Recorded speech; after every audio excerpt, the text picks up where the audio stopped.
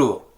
Le double impact du coronavirus et de la chute du pétrole a porté un rude coup à l'économie, au point désormais d'envisager une récession mondiale, car le redémarrage de la zone euro et la stabilisation de la croissance américaine font désormais partie du passé, alors que la crise sanitaire s'est répandue en Europe comme aux États-Unis. Cette pandémie plonge l'économie mondiale et les marchés dans un monde inconnu depuis l'après-guerre. Alors, que va-t-il se passer ? Faut-il craindre une récession mondiale majeure ou carrément une dépression, comme en 1929 ? Les banques centrales ont sorti l'artillerie lourde. La Fed a abaissé brutalement dimanche son taux de 100 points à une fourchette de 0 à 0,25% et annoncé une injection de liquidités de 700 milliards de dollars. La dernière fois que la Fed avait abaissé ses taux à un tel niveau, eh bien cela remonte à décembre 2008, en pleine crise financière des subprimes. Et mardi, le gouvernement américain a annoncé un plan de relance de 850 milliards de dollars, soit 100 milliards de plus que le TARP d'octobre 2008, et la Fed va racheter pour 500 milliards d'instruments financiers, donc des packages énormes. Guillemets, les perspectives de l'économie mondiale ont radicalement changé au cours des derniers jours, à la suite de mise en quarantaine totale ou partielle de la population décidée par plusieurs gouvernements en Europe et aux États-Unis. Les interdictions de voyager, les fermetures d'écoles, d'entreprises ou de commerces sont imposées afin de créer une distanciation sociale, seul moyen de freiner la propagation du coronavirus. L'impact immédiat est une baisse importante du volume et de la productivité du travail, autrement dit une récession. Résume à mon avis très bien les analystes Dodo dans une étude intitulée « Une récession est inévitable, mais la politique économique est là pour limiter la casse ». Les gouvernements et les banques centrales agissent, j'en ai déjà parlé ces dernières semaines.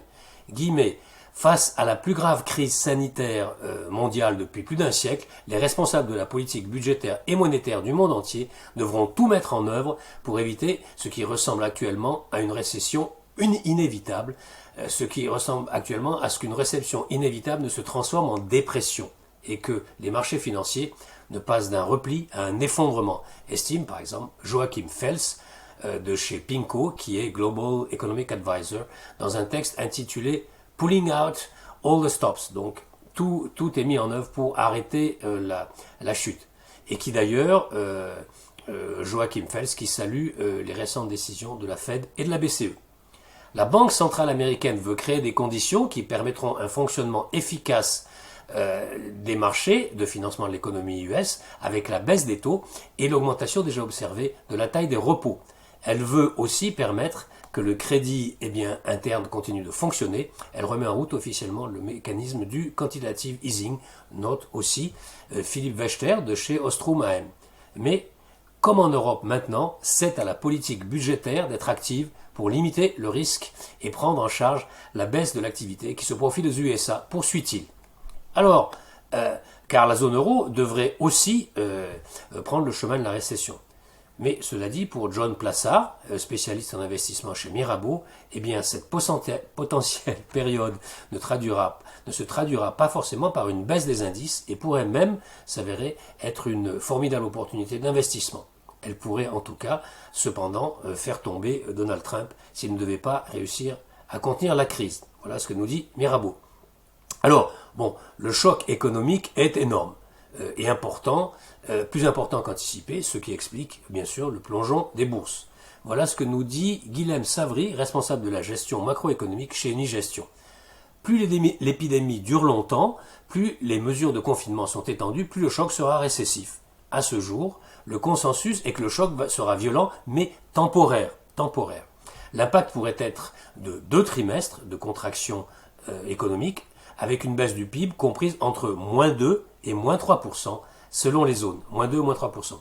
Ces estimations sont basées sur l'hypothèse que quelques semaines seulement d'isolation seront nécessaires pour combattre la pente exponentielle de la propagation et que le retour à la normale se fera de façon assez rapide.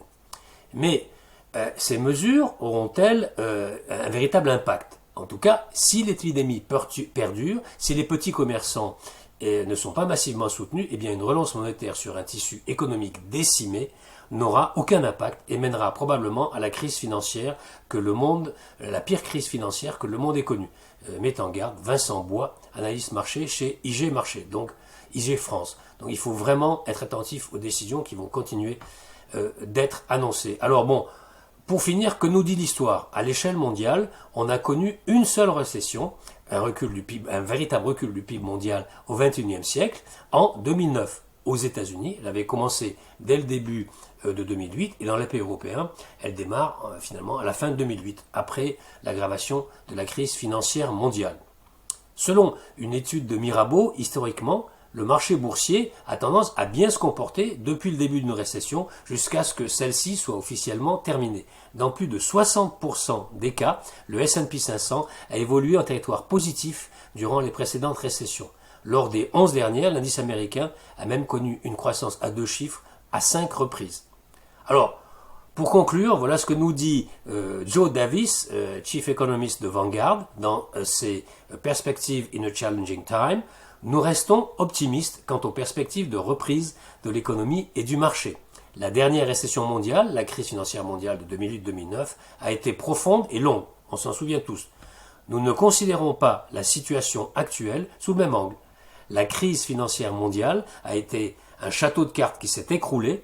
Le système est désormais beaucoup plus solide. Et même si nous prévoyons que les économies mondiales se contracteront au deuxième trimestre, comme les autres analystes que j'ai évoqués, eh bien, nous pensons que la plupart d'entre elles seront en mesure de rebondir fortement plus tard, cette année et au début de l'année prochaine, lorsque le choc lié au virus s'atténuera et que la demande refoulée reprendra, émergera. Donc, à nous de surveiller tout ça. En attendant, je vous souhaite de bons trades et vous dis à bientôt pour de nouvelles news du chalet.